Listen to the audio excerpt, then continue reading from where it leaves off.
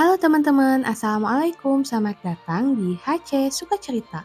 Dalam video kali ini, aku akan bercerita tentang sejarah dan asal-usul suatu tempat. Langsung aja dengerin dan simak videonya sampai akhir, Sejarah Petra.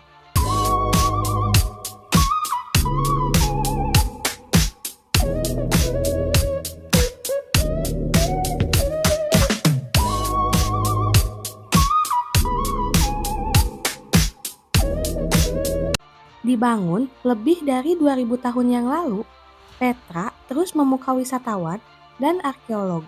Namun, siapa sih yang membangun dan mengapa kota ini ditinggalkan penghuninya?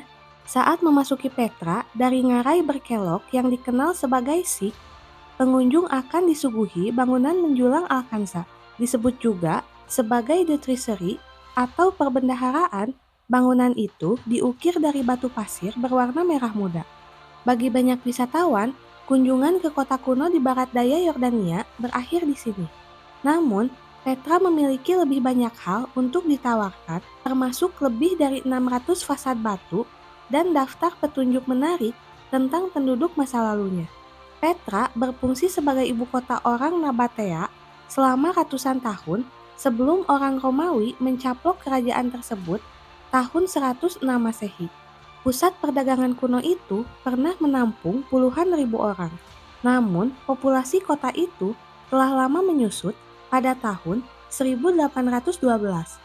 Di tahun 1812, seorang petualang Swiss yang bernama Johann Burckhardt berpura-pura menjadi seorang penjara Muslim yang mencari makam Nabi Harun.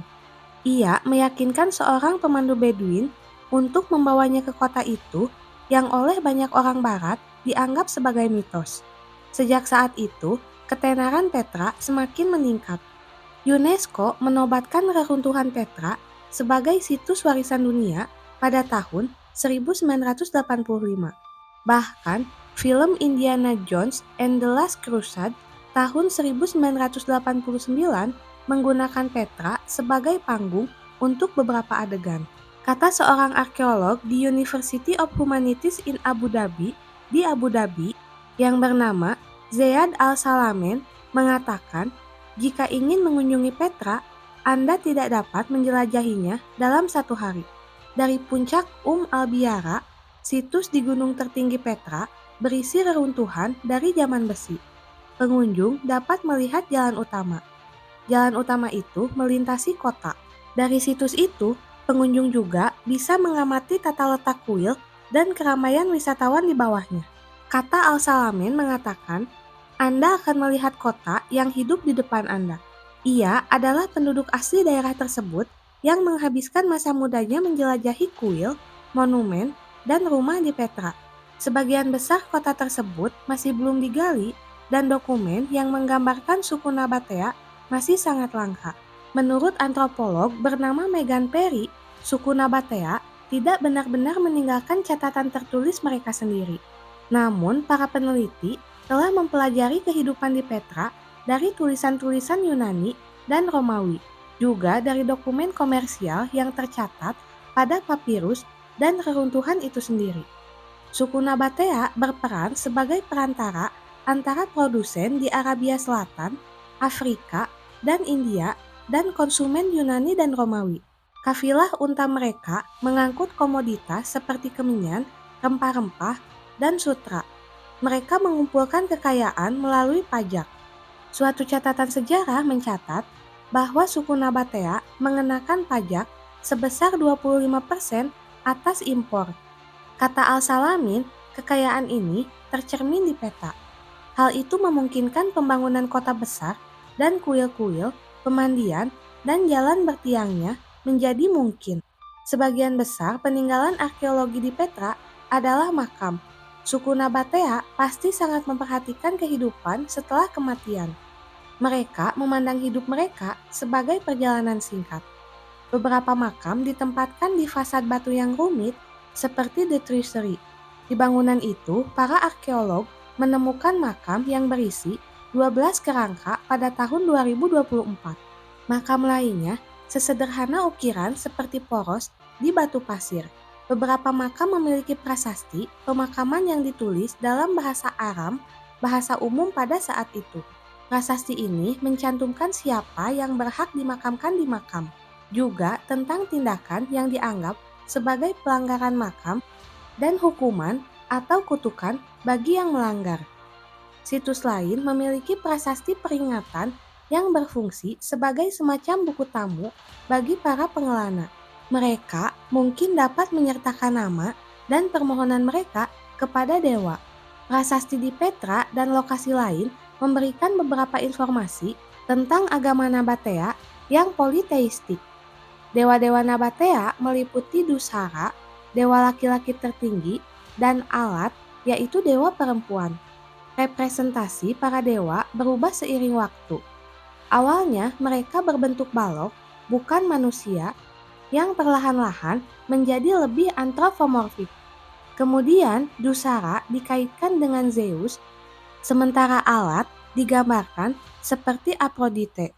Meskipun pengaruh Yunani dan Romawi tampak jelas, tidak jelas apa yang memotivasi perubahan dalam cara-cara dewa ini direpresentasikan.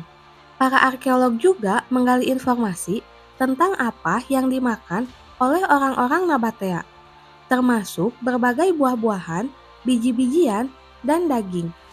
Akta penjualan yang ditulis pada papirus memberikan informasi tentang pertanian selama periode Nabatea. Petunjuk lain datang dari makam atau ruang perjamuan di sebelahnya yang berisi sisa-sisa pesta pemakaman seperti tulang hewan. Tanaman dan pohon dibudidayakan di daerah yang dikenal sebagai Beida di sebelah utara Petra. Sisa-sisa makanan juga mengungkapkan bahwa penduduk Petra memakan ikan yang diimpor dari Laut Mati. Penduduk Petra tumbuh subur di lingkungan gurun yang tidak ramah berkat sistem pemanenan air canggih. Suku Nabatea menyalurkan air dari mata air ke luar kota.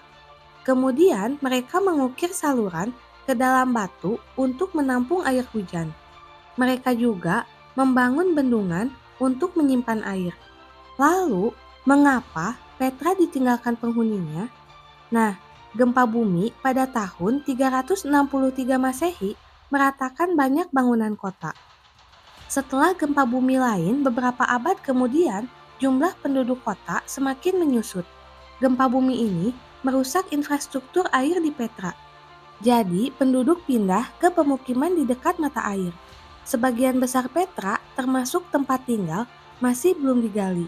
Kata Al-Salamen, ada ratusan pertanyaan yang masih menunggu jawaban. Para peneliti ingin tahu tentang berbagai aspek kehidupan sehari-hari suku Nabatea, termasuk hubungan antara manusia dan keluarga, serta bagaimana orang-orang di sana mencari nafkah. Juga tentang bagaimana mereka berinteraksi dengan dewa-dewa mereka selain memberikan persembahan. Para arkeolog memiliki banyak hal untuk dipelajari tentang kota yang pernah dipenuhi kehidupan. Banyak bangunan yang dihuni orang runtuh bersama dengan bangunan sekuler lainnya. Kemungkinan sebelum gempa bumi merusak kota, Petra mungkin dihuni sekitar 30.000 orang. Oke teman-teman, cukup sekian cerita yang dapat aku sampaikan. Semoga kalian suka videonya dan jangan lupa buat selalu support channel ini dengan cara like, komen, share sebanyak-banyaknya, dan subscribe. Bye-bye!